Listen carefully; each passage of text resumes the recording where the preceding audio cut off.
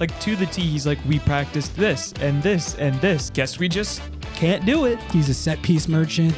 Okay. You know, I stand by your First Amendment right to be wrong. You're on a heater today. You better. My man already's got the Second Amendment right over here. The right to bear Scorchers. This episode of Lobbing Scorchers is sponsored by Full Pull Wines, a Seattle-based seller. Not only are they a local company, but they've been supporting independent Seattle soccer media since 2011 and are run by Sounders fans. They offer the best boutique wines in the world to members of their mailing list with special focus on their home, the Pacific Northwest. Their model is simple. 1, they email compelling offers. 2, you request bottles that sound appealing. 3, your wine arrives at their Soto warehouse and is ready for pickup or shipping. Their Soto tasting room is also open to the public. If you're interested in joining their mailing list or learning more about them, visit fullpullwines.com. What's going on, everybody? Welcome to episode 59 of Lobbing Scorchers. This is Ari Lillianwall. I got producer Noah here with me. And Noah, we don't just have an L-Pod today. We've got another emphatic L-Pod. How are you feeling? Oof. You know, Ari, I wore my Penn State jersey today in hopes that we would just pretend that the Sounders didn't play and we could instead talk about the absolute demolition that Penn State women's soccer put on Texas Tech University. But I'm going to guess that's not happening. Yeah, I didn't have that on the outline here, but I appreciate the sentiment. But yeah, that's right, folks. We've got an emphatic L-Pod today as the Seattle Sounders 2024 Leagues Cup campaign has come to a crashing halt at Lumen Field last night, 3-0 at the hands of LAFC again. Shout out to Leagues Cup. And RIP, it was a fun time. I think we're all going to look back on it with fond memories. But unfortunately, the campaign is over. So we're going to, unfortunately, dive into our game review where we're going to break down all the fine points of Seattle's latest tank job against the Black and Gold at Lumen Field, which, came just a couple weeks after their initial tank job against LAFC at Lumen Field. They've stacked 2 of them back to back in recent weeks. So not really looking forward to digging into all that, but we're going to. We don't shy away from results here at Lobbing Scorchers. We're also going to hit our agenda check as usual and take your questions. And then later on, we're going to react to the rest of the quarterfinals results. The semifinals are set with all 4 MLS clubs. The Final Four is all MLS. Liga MX out of the competition entirely after these semifinals games. They couldn't hang, Ari. Yeah, apparently not. And we're also going to hit a couple transfer items at the end of the show that a couple of other clubs, not the Seattle Sounders famously, they managed to pull off a couple moves that we hadn't talked about yet. So we're going to talk about those. And then that'll do it for episode 59. But first, I wanted to let you all know Lobbing Scorchers is a part of the Sounder at Heart podcast network. If you want to get the best independent Seattle soccer coverage, consider supporting us by going to sounderatheart.com/LS. That's sounderatheart.com/LS. Scroll down to subscribe and support to get 30 days completely free.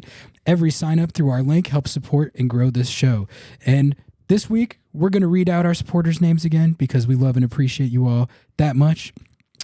We'd like to thank Kenneth Wade, Joey Pasquinelli, David McCoy, Owen Mason, Dan Pavato, Samuel Fout, Ian Mitchell, Christopher Smith, Norm Bontier, Thomas Martin, Greg Hoker, Chris Maley, Andy Hill, Mike Lentini, Nate Bontier, David Rodriguez, my nephews, CJ and Miles Marinakis, Mark Ottinger, Zach Heckman, David Pope, Brian Morton, Claire Berger, Robert Sink, Tyler Nakatsu, Steve Hewson, and Chaska.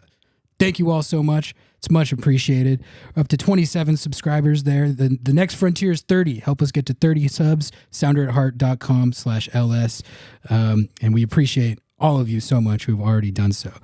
And if you're listening to this or watching this and you haven't done so yet, subscribe to the Lobbing Scorchers YouTube. Toss us a sub. Toss us a sub. The road to 400 is over. We smashed it. That was quick. The road from 350 to 400 was at a dizzying pace. Let's keep that pace going. The next frontier is 450. I'm pretty excited about our YouTube growth. Really seems like we've infiltrated a bit of a new audience there. We're getting people, listeners and viewers who are outside of our normal base, which is pretty cool. Not all of them like our takes necessarily, but I appreciate the fact that they're tuning in nonetheless. That's what matters. All right, let's get into this game review, Noah. Let's do it. I mean, these L-Pods are always tough, but I've said it before. I find them to be cathartic in a way to just like get it all out. It's like it's a little bit like therapy. But it is interesting that it feels like dating back, where for most of this season, every time we have an L pod, it doesn't feel like there's been that many L's where it's like a hard fought competitive L and they just barely lose, which like last season I felt like there was a ton of L's like that. Yeah. This season, at least recently, specifically against LAFC, it feels like when they take the L, they really take the L. I mean, the Necaxa as well, that was bammed. That was an emphatic L. So we're going to dig into another emphatic L here, starting with our lineup reaction, which I think is going to be pretty short again this week. It was the exact same lineup, except Stephen Fry was back in goal over Andy T, which I didn't really think all that much of that, other than just that the later you get in the tournament, you put your number one in there.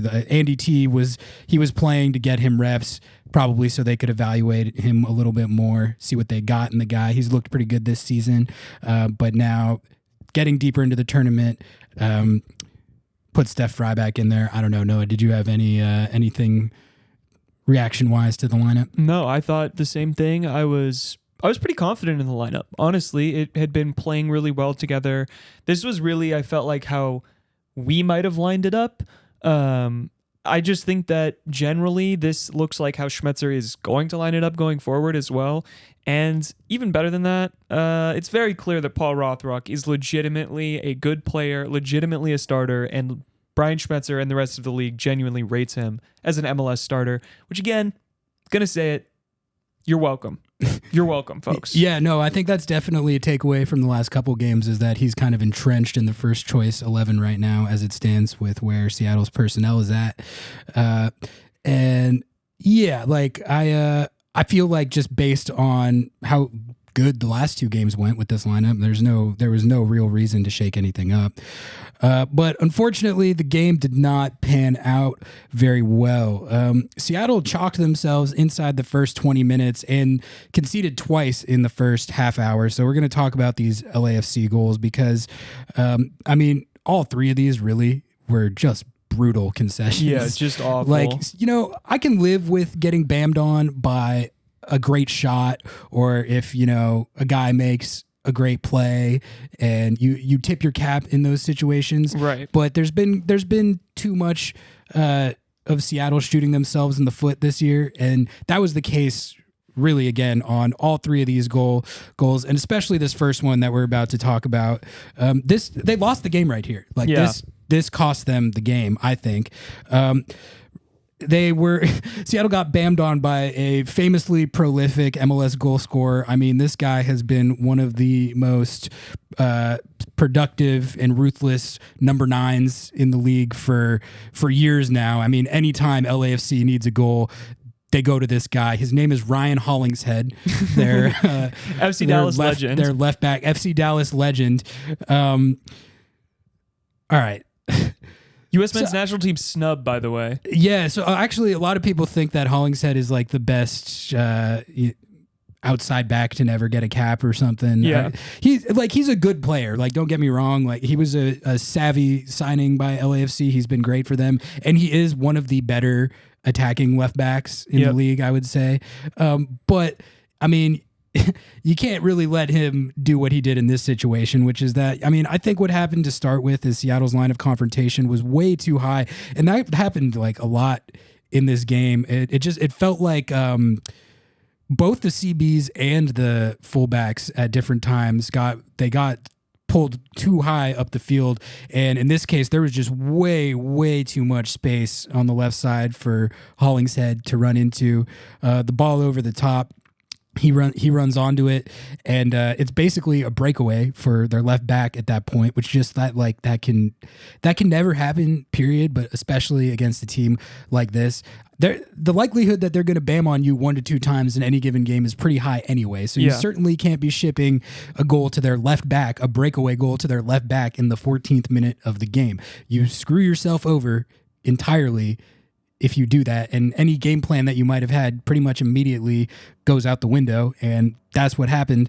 And like I said, the game was pretty much lost right there. And both Schmetz and Steve C alluded to this in their press conferences after the game. But once LAFC go ahead. You can't, like, from Seattle's perspective, you can't spot them an early goal like that. That plays directly into their hands because they did. I mean, they're going to do exactly what they did, which was they can sit back a little bit more, kind of play it with a more defense first, time eating mentality. And they're really good. LAFC is one of the best teams in the league, if not the best, at playing with the lead. Like, there's a couple other teams that are as good as them, like record-wise and points-wise, but don't necessarily have that attribute. Inter Miami, I don't think is that good at that. The Galaxy are not as good at that. But LAFC, they just have really excellent game management, and they know how to play with the lead really well, so you can't spot them to lead like that. And you saw why. Seattle conceded again just in the 25th minute, so 11 minutes after Hollingshead scored. 58-year-old Kai Kamara this time I think doing he just flying turned leaps 59. through the air. He's still doing it. I mean, Free agent, by the way. Yeah. I mean, that's proved to be a very shrewd signing by them. I mean, Who would you rather have, Danny Musovski or Kai Kamara? Okay, well, it's an interesting question because I was actually looking at this because I knew people were gonna be like, "Oh, why didn't you knew I was gonna do this? Why didn't Seattle sign Kai Kamara?" Okay, Moose has 1 goal, 1 assist in league play this season. Kai Kamara has 3 and 3, so he has been more productive as a depth 9 for them than Moose has been for Seattle. I don't really, if you add those extra goal contributions from Kai Kamara onto this Seattle roster. Is that like, was Seattle a Kai Kamara away from becoming an elite team in the league? I don't think so. It would have been, don't get me wrong, like it would be nice to have a depth 9 who has been more a little productive than Moose, but like I don't know if I'm buying that Kai Kamara necessarily would have solved the problems that ail this team on offense. But either way, it's really it's pretty impressive to watch him still doing his thing like that at age 30. I mean, the guy's about to be 40, and he's still scoring goals like that. He's really like a physical freak. Like we were talking about it in the press box, like even outside of how athletic that finish was, like when he goes up to clear a header out of the box, like that's like a defensive header, he's like his vert is just like ridiculous, and that like it has been his whole career. But the guy is literally pushing 40, and he just like he doesn't age, man. He literally looks like he's in his 20s, like when he's out there. I mean, honestly, that was a pretty insane shot. Like I don't really know. Like it wasn't defended well, but like I think that is a little bit of a tip your cap situation. But the thing is, the 2-0 was fully deserved because honestly, LAFC should have had a third. They let Bouanga get another a breakaway in the first half that really like he hit it off the post, but that easily could have been a goal. And so the fact that Kai Kamara bammed like a crazy one is the scoreline at halftime was fully merited. It wasn't like they gave up the one to Hollingshead and then Kai got a lucky one and it was like against the run of play or anything like that. Like I think 2-0 was totally fair. And then, I mean, it was already done and dusted at that point. LAFC was in cruise control, but they put in a third for good measure. Denny Bouanga, the evil demon spawned from the gates of hell. I mean, every time Seattle plays LAFC, which they have 8 times this year and are playing again in the Open Cup. But I mean, we've played 8 times. Do we play any other team in the league? Apparently not. But like seriously, either way, this is. I mean, he did the exact same thing in the first game. He did the exact same thing in the first half of this game, and then this time Hugo Lloris gets a goalkeeper assist. Oh, that was like, how are you going to let the goalkeeper put a ball over the top on you like that to give their best player a breakaway who's already been torching you on these breakaways every time you play all season? Like, I don't know how your backline gets that far out of position on 2 out of these 3 goals. So really just bad defending, and that was that. LAFC 3-0. I think the most galling thing about this result was just how exactly the same this was as the last time these two teams played. Literally like down to the minutes and like the periods of the game that the goals were scored. it was the exact same story. The goals were conceded, like the Bouanga goals was conceded in the exact same way. The last game, Bogus had like an insane shot. This game, Kamara had an insane shot. The minute of the first goal was pretty much, it was the same thing. It was the same game. It was the exact same game. I was like, am I in the Twilight Zone? Am I watching just a replay right now? Like, what is happening? And I think I think people would have been frustrated by this no matter what. But I think like the feeling of deja vu was the most frustrating thing, because it's like, you kind of knew the type of stuff that could happen and what you had to prepare for, and you let the same thing happen again. So people were rightfully frustrated about it, and Schmetz was pissed, man. Oh, dude, that presser was a heater. It was hot. He had the most blazing hot MLS coach press conference, certainly of this round of Leagues Cup. That's as pissed as I've ever seen him.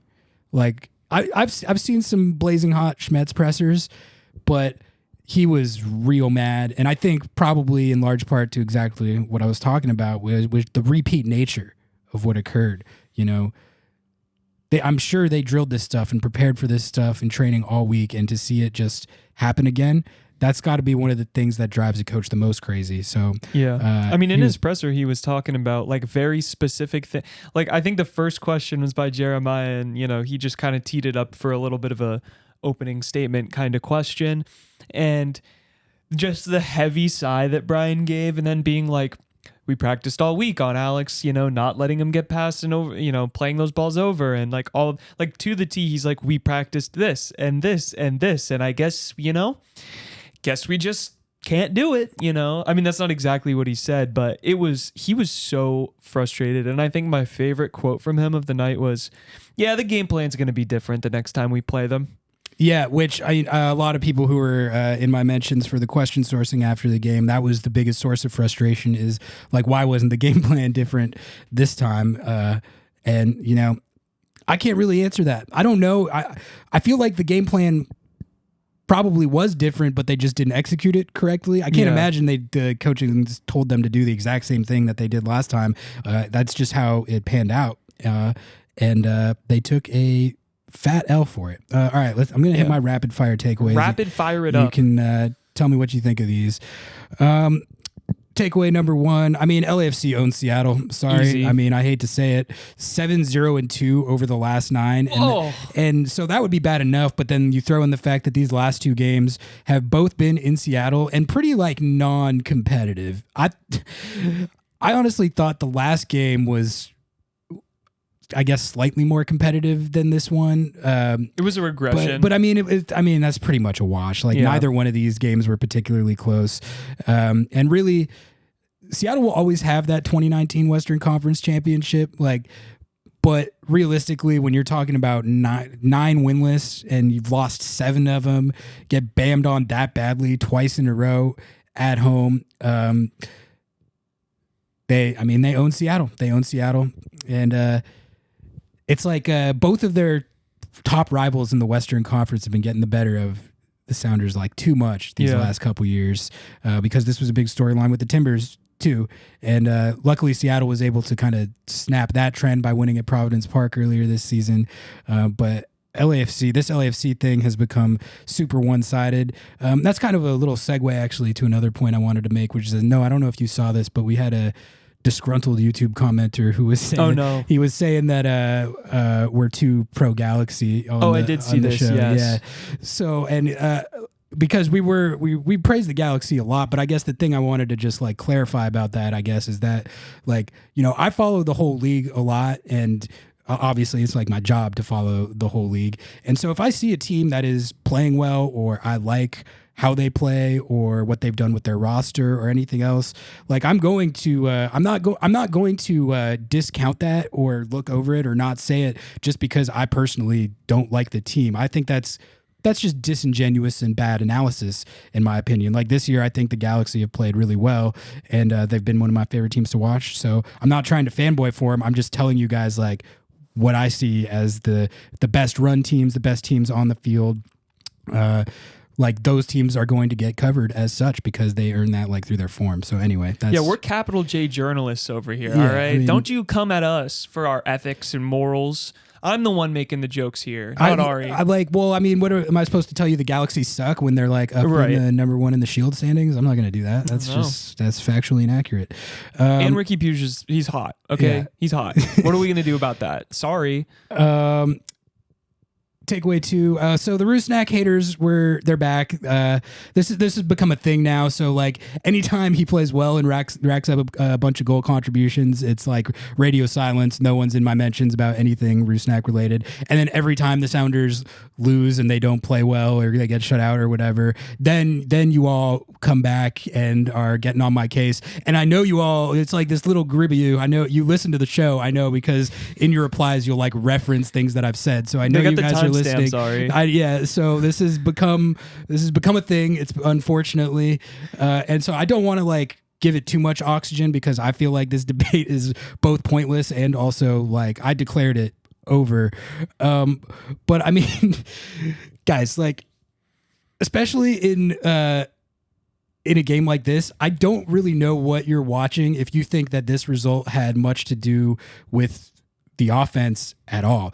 I put this game fully on the defense as much as any L that Seattle has taken this year, which you could put a lot of them on the offense, and we did during that period of time.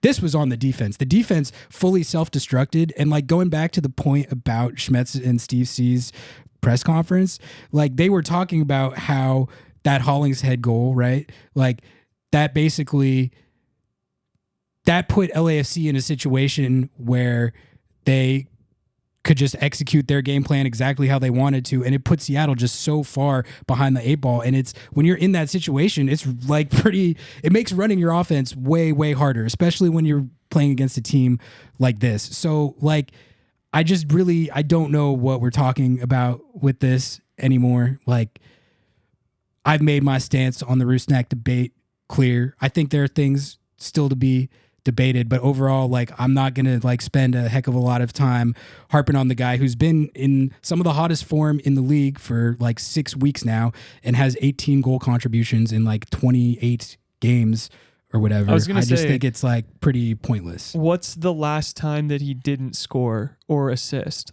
Like I feel like in the last 5 or 10 matches, he's had 8 out of those 10, 9 out of those 10. I saw a couple people saying that he's a set piece merchant that like okay. Well, okay, like that is like part of your job as the number 10, but also not true. Like he's had a lot of assists like from open play this year. So that's literally just like factually incorrect. I saw a lot of people saying that he only stat pads against bad teams.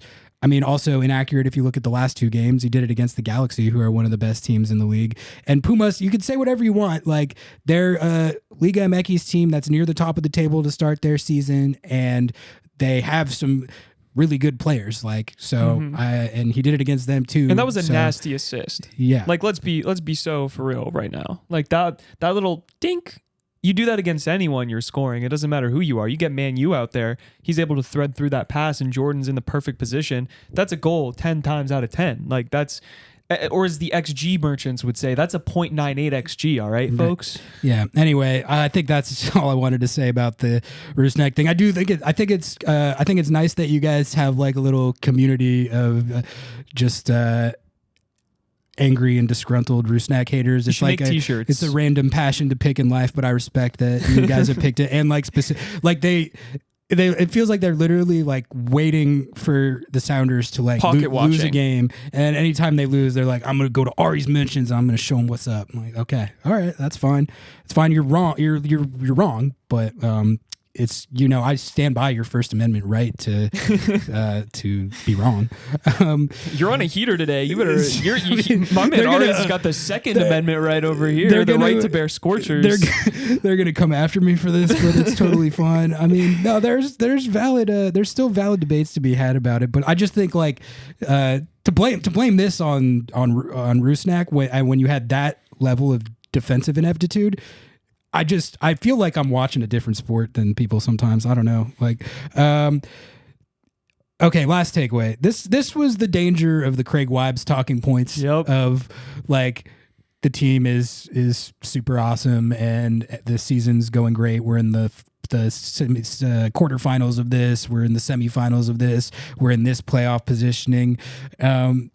like, if you say that and then you play LAFC at home and you get played off the field like that, I tried to make this point in our interview with Nico Moreno on the last show. I was like, feel like you're playing with fire with that. You're playing with fire with that because if you're about to play the best team, one of the best teams in the league, and if you can't at least be competitive and like show that you belong on the same field as them, it makes that talking point harder to accept, I guess. Yeah, I mean, it's to say literally you would be cool. I'd be lying if I said that I wasn't happy with where this team is at.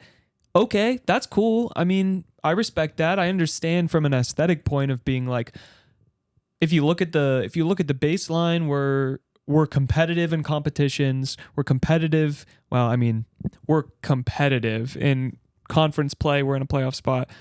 And then when it comes down to it, the one team that you have to beat to get to a championship, whether it's Leagues Cup, Open Cup, I'll tell you what, guess who's going to show up in the Western Conference, at some point in the playoffs? LAFC. Those three competitions, if you can't even get one over on LAFC, what does it matter?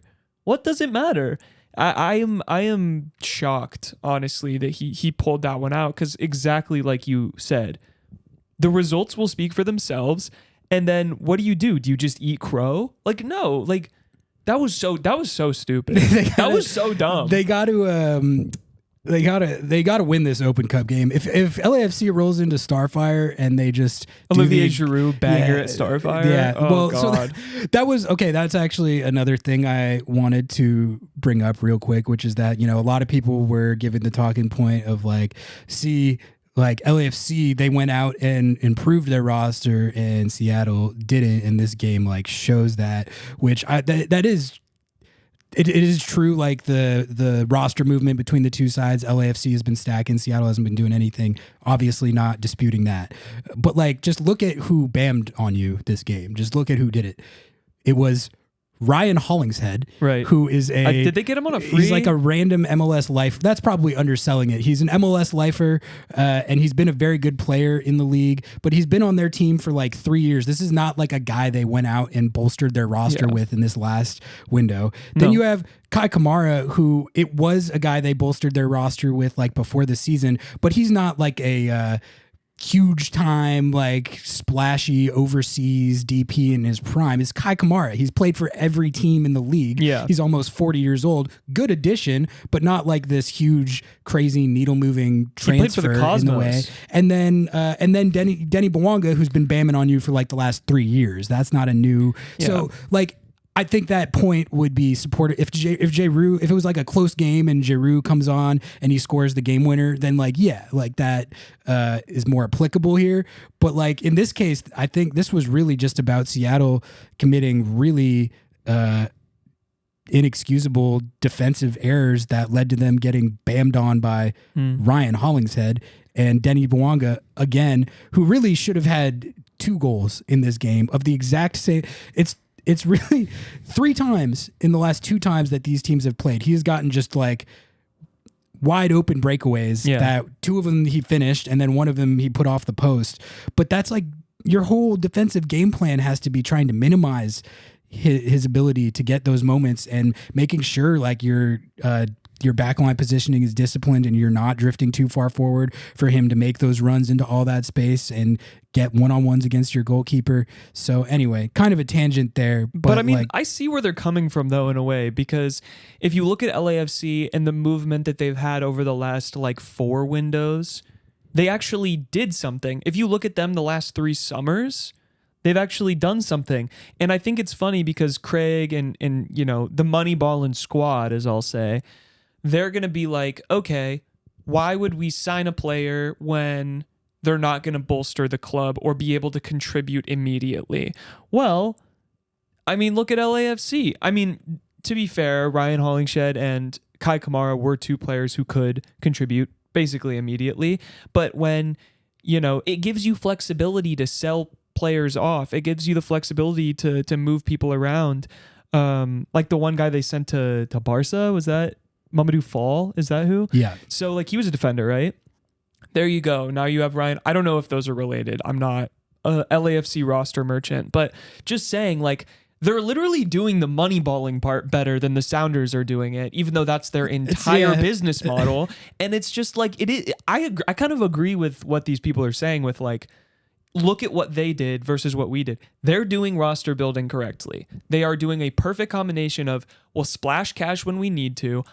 I think the Olivier Giroud thing is a little bit of an outlier. I think that's a little bit goofy and silly. We'll see how much he actually contributes. They did that with Gareth Bale too, so that's like true. A tactic that they have used. Yeah, but then it's like, I feel like the core of their roster has been like Denny Bouanga, who they splashed a little bit for, but I don't think he was like a... He was I can't remember the exact transfer fee, but he was a decently big transfer fee if I remember correctly. Yeah. And then they also hit on Bogus, who's having a crazy year.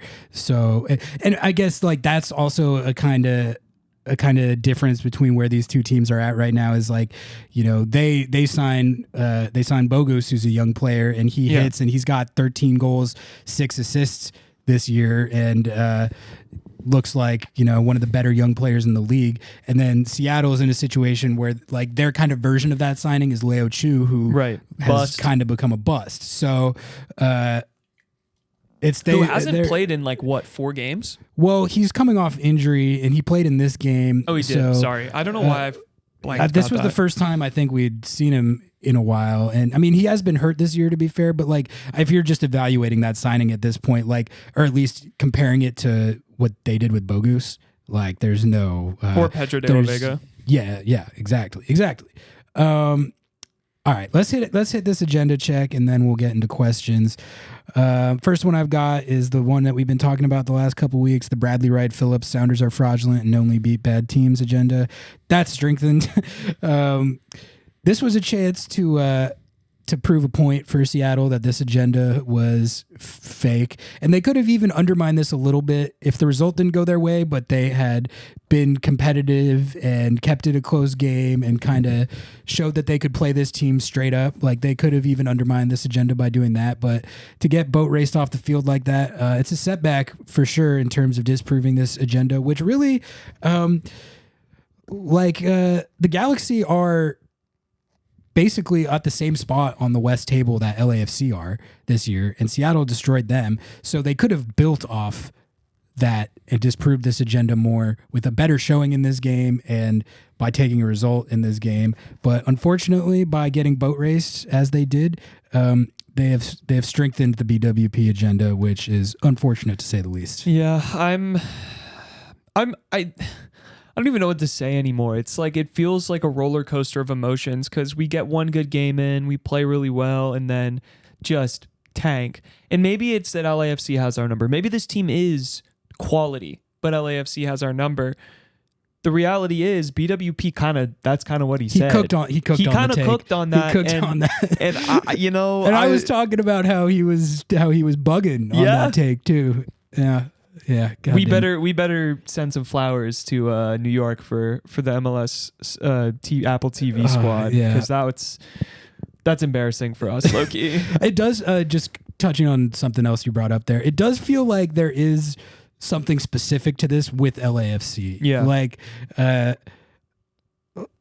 don't know if Seattle played who are the other best teams in the league right now? Like Columbus, Inter Miami, or Cincinnati, or Real Salt Lake, I guess. Those games, Colorado apparently. Yeah, the Rapids apparently. I don't know. I don't know if they if I would pick Seattle in a game against one of those teams as things stand right now, but it's hard to believe that they wouldn't be more competitive than this. But I thought this game was going to be more competitive than it was. So anyway, the other one I got written down is it's the Craig Weib's things are actually totally fine agenda. That's diminished. We already talked about that, but he's in the gutter. Yeah, what do you think he was thinking while watching this match after just delivering that presser and then just sitting in the box like, God fucking damn it, guys, you couldn't back me up on this a little bit here. God damn. I don't know. He was nervous clicking the pen. It wasn't Schmetzer. It was him. He was just nervous clicking his pen. I got the MLS is better than Liga MX agenda, which is actually strengthened with both Mazatlan and Club America crashing out last night, which we're going to talk about at the end of the show. But God, that America game was so fun. Yeah, like I'm actually excited to talk about that one. I got Andy T should start over Stefan Fry just because this was Fry's first game back, and Fry made a couple nasty saves. Honestly, LAFC really could have had at least another goal or two, but there was one save that Fry made in particular that I'm pretty sure was on Bogus, who it was another just like defensive breakdown where they let LAFC get off and running, and Bogus has like a wide open shot and Fry goes full extension to save it. I thought he looked pretty good, and I thought like there's nothing in this game that made me had me like debating who the number one goalkeeper is. Yeah, I mean, I don't think it really would have changed if Andy T was in there. I think they still would have bammed. Like, I don't really think whoever you put in goal, it doesn't matter. When you're one-on-one with the goalkeeper, it's like, what are you gonna do? You know, in the way Fry when you're defends, one-on-one with Ryan Hollingshead, no goalkeeper has a chance against him. He's lethal, dude. Have you seen him just absolutely rip a strike? Like, I do have one that I did want to add on here. I actually did. I did too. So you'll go and then I'll go. Okay. Here we go. Are you ready for this? Yeah. LAFC are bigger rivals than the Portland Timbers for the Seattle Sounders. Is it a rivalry if you are winless in 9 and they've won 7? I mean, that's kind of like the Timbers stuff got one-sided enough to the point where like I feel like we were taking crazy pills on if that was even a rivalry or not, you know? Yeah. So I think that like this is definitely a rivalry in the sense that it's two of the most like successful MLS clubs of this most recent era, you know, for all the struggles that Seattle has had the last couple years, you know, there's still a team that's rattled off a couple of MLS Cups and a Champions League in this last era. And then LAFC, they've put up some of the like most crooked goal differentials and just buzzsaw type teams that I've seen in the league. And they won an MLS Cup and they bammed on Seattle for like 9 games in a row. Went to 2 Champions Leagues, couldn't get it done. Right. But they went. I went to bring this up earlier, but I feel like this whole thing with LAFC is karma for the hour and 10-minute long episode we recorded where we were just clowning on LAFC for losing Champions League, and their fan, like we have a couple 1-star reviews from that episode specifically. So worth it though. Worth it, wouldn't change a thing. One of my favorite apps. Honestly, like easily. And like the Schadenfreude, as Seattle people, that Schadenfreude is like all we have in this dynamic at this point, because every time the two teams play, LAFC just absolutely bams. So it's like, it's really like, it's not like flexing as much as it sounds. It's more just like, you know, you have to have something to hang onto, and that's that's what we have right now. My agenda that I forgot to write down, but I was going to bring up, is the Ari is a dumbass for rating the Galaxy over LAFC agenda, which is drastically strengthened. Wish I hadn't dished that take. It's you know, ever since I got into podcasting, like I've had to come to terms with the fact that like a lot of it is just firing from the hip, and sometimes the take is going to cook, sometimes it's going to backfire, and I'd like to think that I've had more hits than misses, but that was a bad take. We all listen. This is a bad take. This is constant L posting. Like being a podcaster is just constant L posting. But I will say, I feel like out of all of the podcasts that I've seen, we take responsibility when we are wrong. Like I'll always put my hand up when I'm wrong. We'll take it, except for Albert Rusnak. You guys will never ever win. Yeah, there's nothing to put my hand up on that one because I'm right. But anyway, that's all I had for Agenda Check. Let's get into these questions. Noah, what do we got? Absolutely. Thank you all for your questions.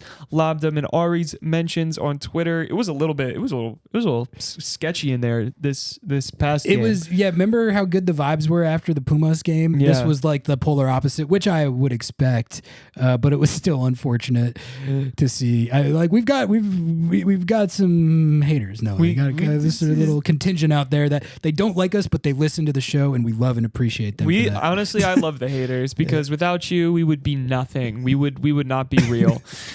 This one comes from 1,000,000,002. With Portland coming up in just 3 days later, do we throw the Open Cup game by playing our B team and focus on a rivalry match, or do we actually throw everything we've got at LAFC again, lose, and play Portland on short rest?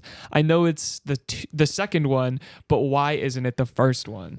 No, because LAFC is a bigger rival, Ari. You don't throw the Open Cup because that is realistically probably your shot at getting a trophy this year. And if they won the Open Cup, that would honestly be sick. And they have a chance to do it. Like, I know no one is going to be picking them or expecting them to beat LAFC in that game, but I will say the Starfire variable has turned games in the past that maybe should be favored to the other team and turn them into toss-ups. Like, it's really, the dimensions are tough, the surface is tough. The environment is very different than like your standard MLS game. So I could see, I thought Seattle was going to be more competitive against LAFC in this game, and I was wrong. But like, what I'm saying is I could see this game being more there for the taking, just like purely based on that, like with nothing to do with the quality differential. On top of that, like with how LAFC's schedule is with them advancing in Leagues Cup, they're probably, okay, LAFC, apparently they just don't rotate. No. Like when they were in Champions League, they literally put Bouanga and... He played like 400 games in like 10 days. Apparently Bouanga, you can just play him 90 minutes every single game on short rest, on any surface, any travel, and he just doesn't, it just doesn't affect him at all. Yeah, he's God. And he does the same thing in every devil. game. He's an evil demon spawned from the gates of hell. So like the physical demands of playing professional soccer that afflict most people don't have any impact on him. But like, you got to think that, like, okay, I guarantee you Bouanga will be out there. I guarantee you Bogus will be out there. But they might, like, you might see Ilie rotate out. You might see a CB like Murillo or Aaron Long rotate out. Maybe Hugo, I bet Hugo Lloris. No, Aaron Long will play that game because he has the most Starfire experience because he was an S2 legend and played a shitload of games on that field. That is actually a good point. Yep. So, but maybe Murillo rotates out. Maybe Hollingshead. I don't know how they're going to... But it just pisses me off because I know they're going to play Bouanga and Bogus. And... like, it's just I'm so, especially Bouanga, so tired of it. But anyway, don't punt the Open Cup is what I'm saying. Like, you don't need to punt the Portland game either necessarily. I'm sure there's like ways you can wrangle it where you field like a reasonably strong lineup for both of these games. But like, I would kind of go for broke in the Open Cup, and especially like, I think it would be a big psychological boost for this team to get by LAFC if they can pull it off. Like this stuff, it's like the Timbers thing, man. This needs to end. Like you need to get them for 7 out of 9, where like 9 winless, and they've won 7 of them, including like 6-0 combined over the last 2 on your home field. Jeez, like that's got to end. Yeah, I don't really give a shit about this Portland game if I'm being honest. Like, if we win it, that rocks. If we don't, I don't care as long as we continue to stack points and make the playoffs. Like, why, in what world would you want to punt the Open Cup? Like, that's just silly. You're this close. You're this close, and on top of that, you're this close. If you win and you win the whole thing, you break the record or you tie the record for the most cups. And that's like, like you were saying, there is no shot. There is no shot that they win any other trophy other than like, no, that's it. I'd honestly, I couldn't even imagine this team going on an MLS Cup run. Yeah, definitely not winning the Shield. The playoffs, like going into the 2016 playoffs, I did say the exact same thing, and they won. So the playoffs you can randomly get hot and like go unless on a run, LAFC gets eliminated somehow, and then we don't have to play them. Maybe. Yeah, it's pretty hard to see a scenario where Seattle beats LAFC in the playoffs this year, especially because that would involve them traveling for it. Yep. But like again, in 2019, I remember I went to that game in LA, and I remember on my flight there, I was like, they're going to lose. This LAFC team had a plus 50 goal differential and had Carlos Vela hit 51 goal contributions in I didn't think they were going to win, and they won that. So you never know, but yeah. All right. Anyway, what's next? All right. This next one comes from Bobbert Scare Burner. As an LAFC fan, the 3-year winless streak against us is overstated in my opinion. But over the last year, Seattle repeatedly shrunk from the moment against us specifically. How do you break out of this funk? Can you break out fast enough for the USOC semifinal to make it a competitive match? Well, first of all, thanks for tuning in, even though you're an LAFC fan. We love our LAFC We fans. appreciate that because there's a contingent of LAFC fans that are not necessarily what I would describe as fans of this show. So you're welcome here. thanks. We will bully you, but you are welcome here. I mean, your team bullies our team, so yeah, it's exactly. like, fair play. But exactly. Yeah, like I guess, we were kind of talking about it earlier, but I really don't know how to diagnose it because, like, I think one thing the Seattle team has been good at, especially in the Schmetzer years, is that when they're playing a team that has a talent advantage on them, which is, Seattle has been one of the more talented teams, like from the MLS Cup runs to the Champions League run. They usually would have a talent advantage in a lot of their MLS games, but there were times where, like, when they were playing in LAFC or I don't know if they played the Philly Union when they were having those crazy years where they were buzzsawing everybody, but like Seattle is usually pretty good at like playing to their level of competition, I think. And that's just not been the case at all against LAFC. Like, so I really, I wish I could explain that. I don't really know.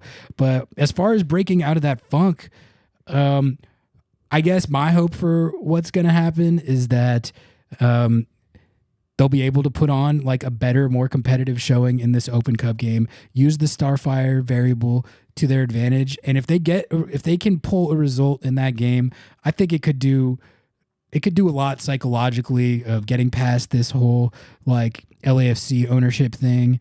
And I do think I could see a scenario where that game is competitive just because, I don't think I've seen LAFC play at Starfire.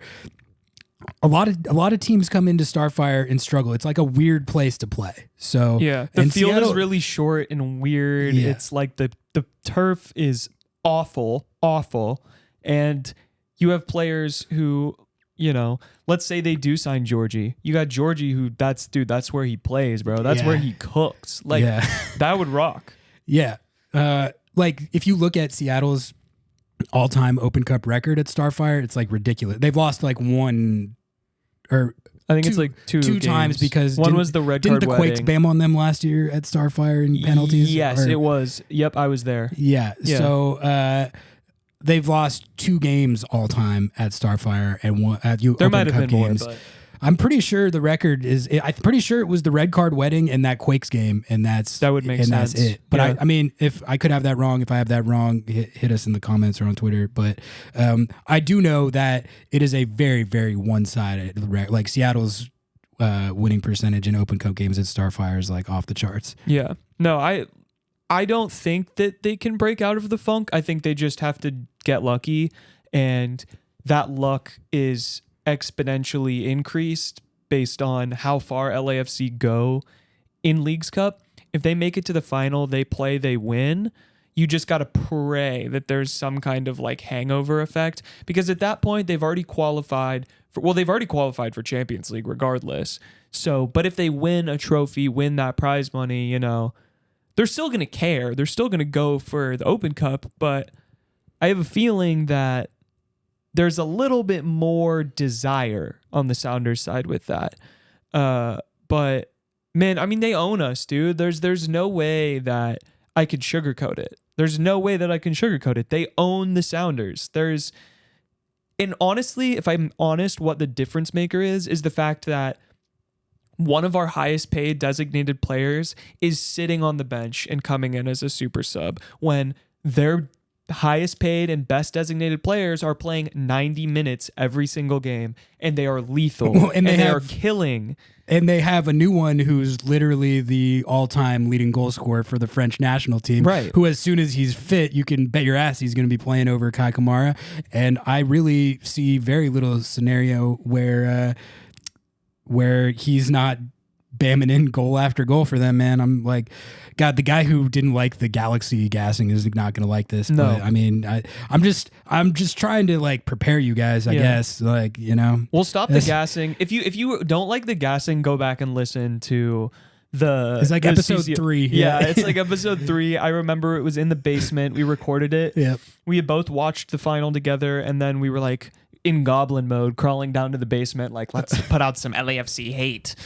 All right, this next one comes from Andrew. I may never watch the Sounders play LAFC again. Don't blame you. I didn't tonight, and I'm not regretting it. Yeah, no, good choice. I went to the game and kind of wished I hadn't. So I definitely okay. I'm gonna see how this Open Cup game goes, but straight up, like, it's getting to the point where it might be a boon for all of our mental health to not watch Seattle play LAFC. I'm tired of it because they're playing for the freaking 5th time this year in this Open Cup game, and they've all been going the same way. So yeah, I don't blame you at all. Save your mental health for literally anything else. It's not worth it at this point. This next one and final question comes from Sounder Vibes. I'm so tired of the club / a lot of fans putting all of their eggs in the De La Vega basket. He's been fine for the 4 minutes that he's played, but it's obvious he's no Nico Lodeiro. Well, I mean, the first thing I would say about that is, like, I think it's sort of like putting the eggs in that basket out of necessity. It's the only basket that there is. Hopium. Yeah, exactly. Like, if there was another basket, I would put the eggs in that basket, but there's only one basket in this scenario. Yeah. So, like, where else are you going to put the eggs is my question. The non-existent summer signing. Exactly. Like that basket doesn't exist. My eggs are in the winter basket, Ari. I'm putting my the winter summer basket, 2025 is where all of my eggs are. It's got to be a real basket. This basket is injured, but at least it exists. Yeah. You know? Yeah. So that's one thing. I mean, also, like, I still think the sample size that we've seen is not enough to judge him as a player. Like, it's just when he's played as few minutes as he has, and he's been injured and working his way back to fitness pretty much the entire time that we've watched him play, you can't see either way. That you can't say either way, and that's a problem in itself because you have a player who can't stop getting injured and had these injury issues before you signed him, which I think is the question. That's the question that I'm asking about it is like, could this have been anticipated given his history? But as far as it being obvious that he's no Lodeiro, I mean, I see their skill sets as pretty different. First of all, like, they're pretty different players. I don't really know if I would compare them like that. But I also, I just, you can't really say either way, like, what his quality as a player is, because we haven't really got to watch him play at all, which is frustrating in its own right.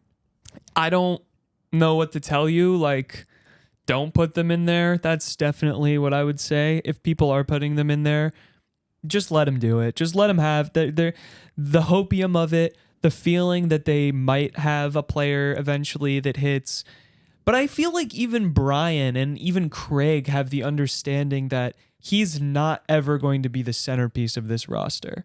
And maybe I'm wrong, but, like, I just don't. He's like a piece to make the team better. He's not the whole meal. He's the mashed potatoes. He's not the steak. You need more. You need more than just him. Like, I'm in that boat fully. And I think like, honestly, the biggest issue is, did you make a bum signing because he has had so much injury? I used to play with this Russian guy in this indoor league in central Pennsylvania when I went to school. My man chain smoked cigarettes before the match, was 55 years old, and had better knees than Pedro de la Vega. You know what I mean? I'm not saying anything about the guy, but, like, maybe he should start smoking cigarettes or something. I don't know. Like, is he ever going to be fit? That's right. He was available for this game, so I guess that's somewhat encouraging. I've been saying that they should play him so he can sprain his fucking Achilles or something. I had gotten to the point where I was saying that it might be worth talking about just shutting him down because it just doesn't seem like he is physically able to play right now without, like, injuring something. But he could. The game just got out of hand. Otherwise, I think he would have played in this game. Okay, so we have a couple more things to hit, but Noah, meant to include something that I forgot that I wanted us to riff on. Yeah. I wanted to talk about this thread. I'm sure you saw it from the armchair analyst, Matthew Doyle. Oh, Matthew. Yeah. So Matthew, he put out a thread on Twitter that was kind of Bad? Well, I mean, that's what we're going to talk about. That's what we're going to talk about. A lot of people disagreed with it, but he was kind of presenting the counter argument for why Seattle standing pat in this window actually wasn't the stupidest thing that he'd ever heard. And I think it's worth talking about just because, like, our perceptions of it are informed by, like, obsessively following the day-to-day. Correct. And people who have the national kind of bird's eye of it, they might think of it differently than we do. So even agree or disagree, I think it's interesting to talk about a different perspective and like why someone who's not as like invested on the day-to-day might think the way that they do. That's different than how we see it or the fan base sees it. Plus we love and respect Matty D out here. And Matty D, that's the thing. Even if you disagree with his takes are going to be thought out and well informed. It's not like he's just spouting off like he doesn't know what he's talking about like Skip Bayless. Like Matty D knows ball. He's too researched sometimes. Right. So, all right. So he was responding to a tweet of a disgruntled Sounders fan who is mad about the lack of activity in this last transfer window. And I'm just going to read what he said and then we can talk about it. Doyle said, I understand Sounders fans wanted a signing, but y'all are in the quarters of the Leagues Cup and the semis of the Open Cup. And by standing pat now, you get 1, more minutes for high upside homegrowns, and 2, more flexibility in the winter. Sometimes doing nothing is the right move. Let's say they could have bought out Rui Diaz and then bring in a DP9. Great, except they don't know for sure that Pedro de la Vega won't be perma-broken. So then they're in trouble, since they'll need to find a way to get either out of that contract or recruit over him. Say they signed a U22. Awesome. Except they have one 19-year-old homegrown starter, Obed, who's going to need a raise this winter for sure, and another 19-year-old homegrown contributor, RBW, who's probably on the same timeline. So now what do you do? So for my Seattle grade, it comes down to the fact that this has looked like an improved version of last year's team, despite the fact that we haven't really gotten to see De La Vega fully fit yet. And the best thing they could have done this window is have some patience with it. I did knock them down a half letter grade for not selling anyone yet. It's probably time to move off of Chu, for example. But as is, they're competing for multiple trophies and have massive flexibility this winter. So in my opinion, they mostly did the right thing this summer. Okay, like I'll just say, first of all, I just think it's funny, like given the temperature of the discourse that's been going on in Sounders land, like just to take like that, like where it's like, oh, actually they might have done the right thing is just, I mean, it's Rainbows just and Unicorns, so National Pundit not Land. used to what to see. But I do think, okay, there's a couple things that I do disagree with, but I think he actually, there's some valid points in there too that I think like if you're not acknowledging, you're probably you're not thinking about it fully rationally, which I think, is just what he's trying to do. I mean, I would say he did dish the Craig Wybes, like you're competing for multiple trophies. Like that's part of it. I mean, we've talked about it. I don't really necessarily to subscribe to that as a rationale for not doing anything because, because of exactly what we saw yesterday. Right. Yeah, you made it kind of far into Leagues Cup, but then you got thermoblasted out of there by LAFC immediately as soon as you had to play like one of the best teams still in the tournament. So that part of it, like, I'm not with that as much. But I think the point about the high upside homegrowns is an interesting one in the sense, like both what he was talking about in terms of like you're going to need to probably spend some money if you want to keep RBW and Obed around. But, also like if you bring in you can bring in a U22, but then it's like if Obed and RBW are still on the roster, there's no guarantee that whoever you sign is going to be as good as them. And then it's like, then there's not as much of a role for that player necessarily. So I'm not saying that necessarily should fully inform the decision, but it is something to think about. And then I thought his point about there's been a lot of talk about how not buying out Rui Diaz was, like really stupid and unacceptable and that they should have done that. And I think he brings up at least an interesting point that with the De La Vega situation being what it is and his kind of future and what you're going to get out of him being uncertain right now, like if you do that and then you still have De La Vega on the books and stuff, then then you're in a bit of a you're in a tough situation that could send you even further back. Like that's something that you do need to at least consider. Like Right. I don't, like I said, I'm not like saying that necessarily is should inform how they approach it or what they do, but like that's the type of stuff that Craig Waibs is trying to weigh and think about, and that's probably some of that stuff is kind of what's going through his head. That you can disagree with it, but I'm just saying it might at least explain like why, like the Rui Diaz thing, for example. People are like, "How could you not buy him out?" That's kind of like that's why. Mm-hmm. I think that this is a good take if you have no additional context in the prior or the latter of what happens before this and after this. I don't think that the like rationale of Craig Waibel period was bad or bad faith. I don't think that the situation he was in was good, so I can give him that. But it ignores the last 2 seasons of doing basically fuck all, and it ignores the future where you have players like Jordan, JP, Albert, Christian, players are they're coming into their prime. They're in their final years of their prime, and then they're gonna, there's been no replacement. There's been no change. The same lineup that we played against Pumas, we basically played the same lineup 2 years later. Like, if this take had no, like, they didn't take into account any of the other things, which that was his article, was this transfer window, period, it would be fine. But you completely ignore the fact that this is the 3rd summer in a row where there's no signing. You are at a position where you haven't been able to move on from Chu, and he just doesn't play. He's sopping up money. Raul, who you knew was declining, you kept him on the books, and now he's just sitting on the bench, and he keeps getting injured because he isn't fit. And like, what are you going to do for the next 2 windows? And then it also ignores Club World Cup that comes up. If you actually wanted to be competitive in that, you would have had to start building a season ago. And like, I completely disagree with his take. I agree with his points that he made to argue with his take, though. I think those can also, like, they make sense in our argument as well that we made this past week.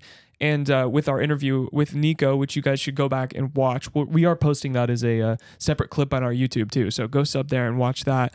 But listen, I love Doyle, but this is a very national pundit look at it. It's a very zoomed out, very like spot in the moment, and doesn't really take into consideration the impact this has on the next year, 2 years, and kind of ignores the last 2 years that were really influential on where this squad is now.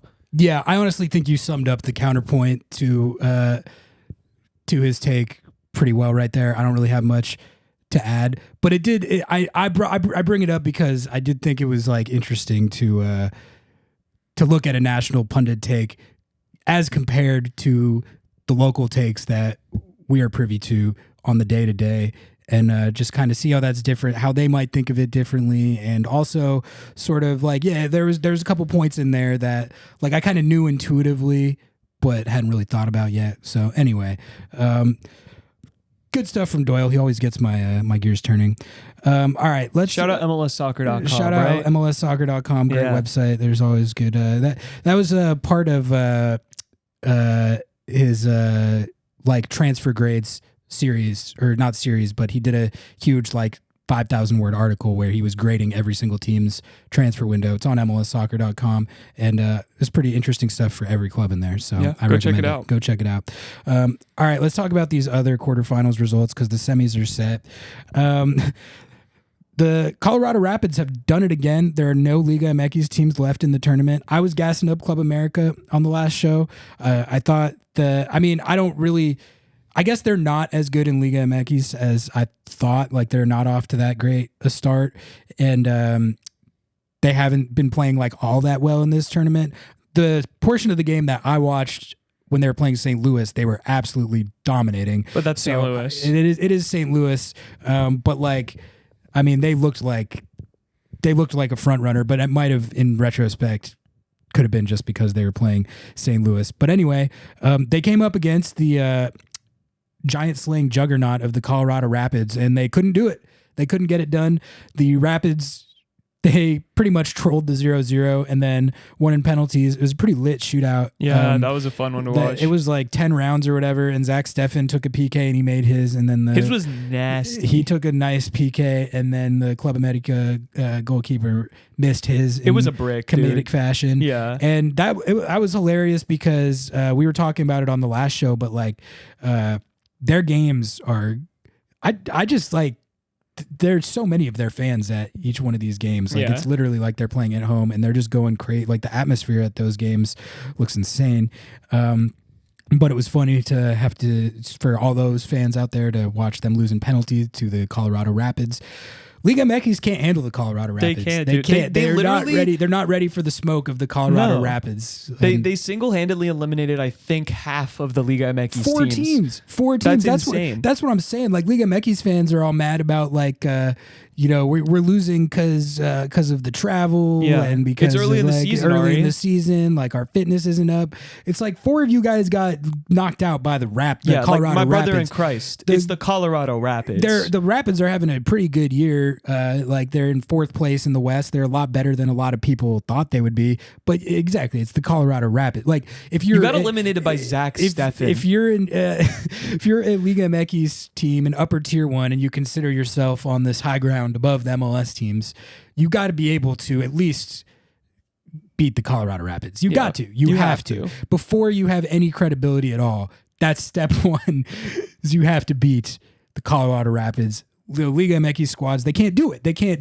Georgi Mihailovic is too good. Zach Steffen is up the too fucking good. Pids. Up the Pids. Rafael Navarro is he owns you guys. Yeah. He owns you guys. And Chris Armas owns you guys, which that's even tougher.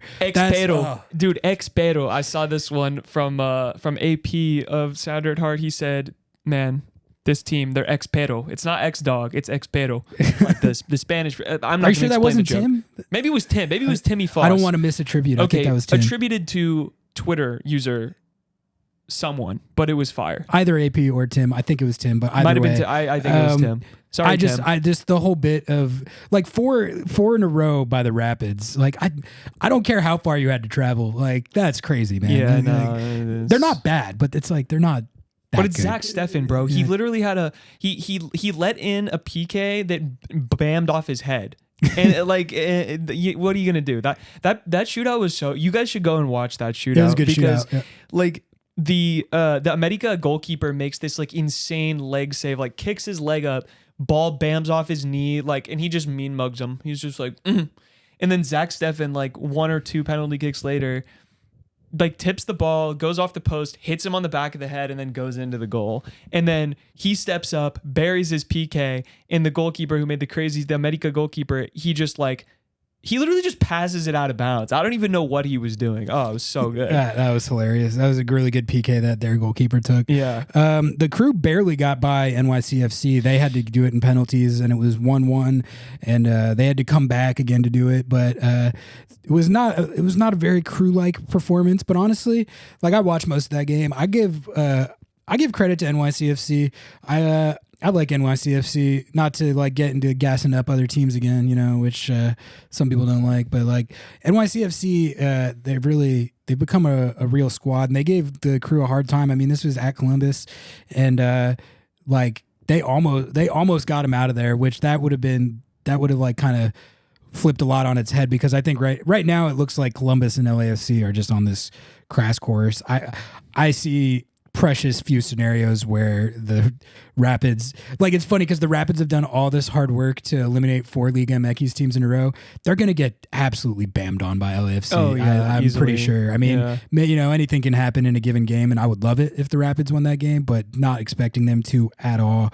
And it's looking like an LAFC Columbus final, which will be interesting because if you remember, Columbus played at LAFC a couple weeks ago, and they won 5-1. Yeah. Which you really pretty much never see that happen to LAFC. So that would be an interesting rematch. I really want Philly to play LAFC though, because I kind of just think it'd be funny It would be poetic, wouldn't it? Yeah, for Philly to get one over on LA, or for them to just bungle up another championship, that would be a good bit. And that's a good segue, actually, because Philly was the next result. They knocked out Mazatlan, even though they got a red card. And so they got a red card, immediately went up 1-0. And then Mazatlan tied it 1-1. And then Philly won in penalties. Andre Blake, who's arguably the best goalkeeper in the league of the last like 3 or 4 years. He had a really good shootout, got Philly through. And we were talking about it on the last show, but Philly low key are kind of just like old Philly again. They're just back for no reason. They're just back for no reason for Leagues Cup. Yeah. So like that's kind of that's a bit of an X factor, because if they're just like the Philly of old, that was a great team. So that could change things. But yeah, you got Columbus, you got Philly, you got the Rapids, you got LAFC. I got LAFC as the favorite, frankly. Do you have Columbus? I'll take Columbus. Yeah, I've been known to be a Columbus enjoyer. They have like a great claim for being the favorite out of this, because like I said, the last time they played LAFC, they played them off their own like LAFC's own field. So, and it would be in Columbus, I believe. So I think so, because it's like based on this Leagues Cup ranking thing. No, it was based on, I think, partially last year's Supporters Shield standings. I don't know. Oh, okay. But I think because like LAFC finished below the Sounders, that's why they had to come play in Seattle. I don't know. Who cares? No, I thought that was they had this like ranking system for like. No, it's this like shit sounds like XG, bro. Your Leagues Cup ranking is like a separate thing. I don't know. So I don't know who would host that, but either way, like Columbus have already shown that they can bam on LAFC at LA. So I think it would be a good game. All right, couple of transfer items for you guys, just to get you even more upset about Seattle's lack of activity. But I think that these are both pretty big stories. I mean, number one is that the Galaxy signed Marco Reus, who, he's one of the most decorated Bundesliga players of this recent generation. I mean, longtime superstar for Borussia Dortmund. I was reading up on him. I was on his Zoom call, actually, his introductory like press conference. So I was reading up more about him to like learn what to put in the article. Even though, anyone who's followed the Bundesliga, even like tangentially, at least knows who he is. Yeah. He's that profile of player. But he's like either the only or one of the only players to ever have 150 plus goals and over 100 assists in the Bundesliga. He's crazy talented. He's had some injury issues throughout his career. But like when he's on the field for Dortmund, he's a great player.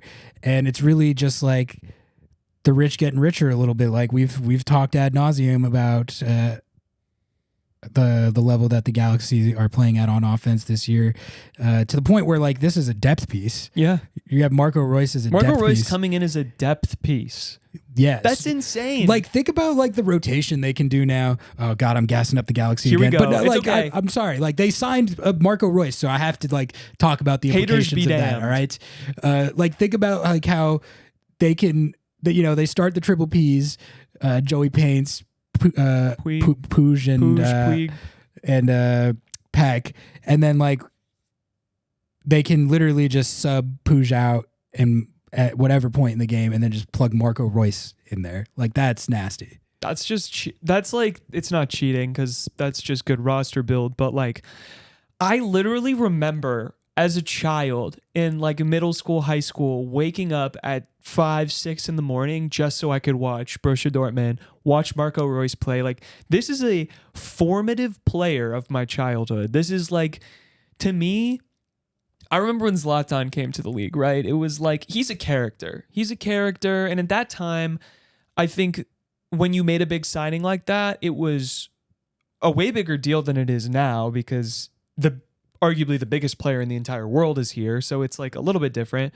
But in the last version of MLS, this signing would have been like headline news across the league. He would have had his own tab on MLSsoccer.com, like everything. This is huge. This is crazy. And I even saw that Dortmund took out a full page ad in the LA Times and he's was like treat him right. He's an absolute like club legend for them. Like without a doubt. Yeah. So I'll be interested to see. I mean, he's 35 now, but I mean, at his press conference, he was saying like, I feel good. Like I'm ready to help this team during the stretch run. Like, Kai Kamara's 40, man. Yeah. And he's nowhere near Royce's stature or quality, Yeah. So, it's just it's just tough coming off all this talk about how Seattle didn't do anything, and then it's like the Galaxy, whose roster is already better, sign Marco Royce. Okay. Then the other one I had was Real Salt Lake, another club who's just, I feel like the Crew and RSL have just been cooking lately. Oh, yeah. Like every time I look up, they've made some new signing or some move. Outbound, inbound. Yeah, they're like improving even though they're already really good type stuff. They transferred Andres Gomez, their U22 initiative signing, to the French top flight, Ligue 1. It's Ligue 1. Ligue 1. Come on, Ari. Yeah, sorry. I have some respect for the Quebecians. Anyway, reported $11 million fee that could reach $13 million for add-ons. Woo. So RSL got a bag for him. And he had been like, this was a breakout year for that, for Andres Gomez. He was at 13-9. Ooh. So like in the short term, that's a pretty big loss for them, but like that is a huge bag, and like they're loaded enough where I think they can withstand it, and now they have like a ton of money to work with. Yeah. So like great business from RSL. I feel like Kurt Schmid is underratedly like showing this year and really in the last couple years with what he's done with that team, that he's one of the best execs in the league. He took that team from a joke, like literally uncompetitive, uninteresting, to, I think we rated them earlier in the season as the best club in the Western Conference, or one of the best. And I feel like they haven't been talked about as much since LAFC's resurgence and the Galaxy's resurgence back to the top of the table. But yeah, they're in third right now in the Western Conference, and they look just as dangerous as LAFC. LA Galaxy. They not have LAFC. they have a better goal differential than the Galaxy. They've scored more goals than the Galaxy. So like they definitely, the hierarchy right now in the West is very clear. Like you've got the LA teams and RSL as your top three, and really like they feel like 1, A, B, and C to me. Like I would put LAFC at 1A and then the Galaxy at, well, and then I would say it's kind of a wash for me between the Galaxy and RSL. That's kind of how I see it. And then there's kind of that second tier, which is kind of led by the Colorado Rapids, and then you got Seattle in there, but it's definitely like there's a clear gap. RSL is in that upper tier. Got anything else, Noah, or should we call it? No, I think that's 59? It. We cooked on that one. All right. Well, yeah, we did. Thank you all, as always, for tuning in. We're gonna leave it right there for episode 59. Thank you, as always, to our paid subs. We love you guys. Lobbing Scorchers, sounderatheart.com/LS. Sounderatheart.com/LS. Help us on the drive to 30 subs. We just want 30. I know. That's all I want is 30 subs at sounderatheart.com/LS. I know there are 3 of you out there, 3 of you listening that can help us get to that goal. Sub to the YouTube, help us on the drive to 450, which should be alive and well. Appreciate everyone who's tuning in and supporting us on there. Like, comment, rate, subscribe, 5 stars. Tell everyone you know about the show. Share with LA Galaxy. Yeah. The entire team. Yeah. Share with Joey Paints. Until next time, we out. Peace.